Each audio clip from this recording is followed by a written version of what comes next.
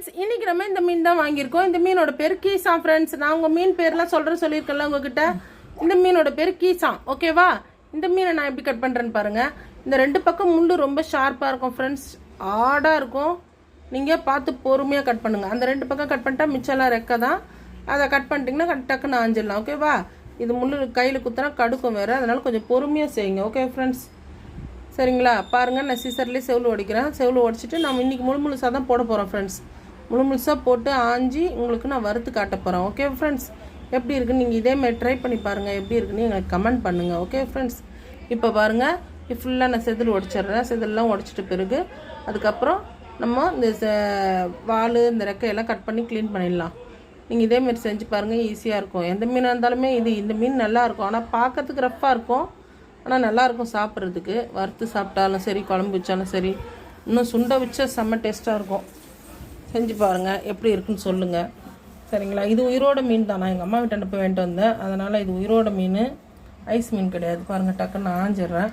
ஆஞ்சி clean பண்ணிடுறேன். Clean பண்ணிட்ட பிறகு இந்த மீனை நான் கீரி வறுக்க போகிறேன். இது கொஞ்சம் பார்த்துக்குங்க.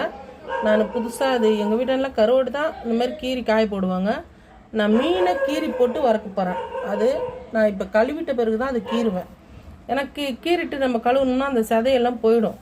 நல்லா க்ளீனாக கழுவி எடுத்துட்டு அதுக்கப்புறமா நம்ம அதை கீறி நம்ம மசாலா போடலாம், ஓகே ஃப்ரெண்ட்ஸ்?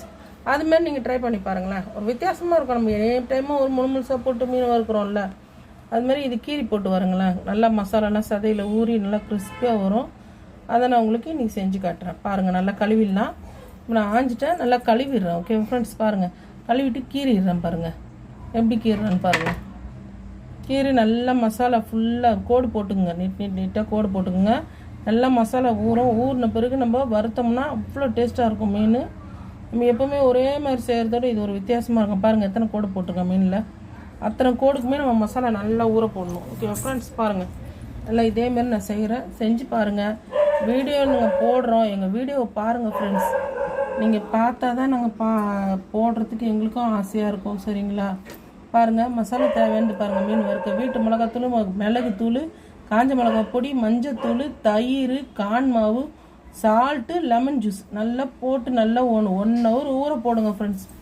மீனில் மசாலாவை ஊற போட்டு நல்லா எடுத்து வச்சு தோசைக்கல்ல எண்ணெயை ஊற்றி எண்ணெய் காஞ்ச பிறகு கருவேப்பிலை உங்களுக்கு இஷ்டம் இருந்தால் போடுங்க. எங்களுக்கு பிடிக்கும், என் பொண்ணுக்கு ரொம்ப ரொம்ப பிடிக்கும் மீனில் கருவேப்பிலை போட்டு வறுத்தா.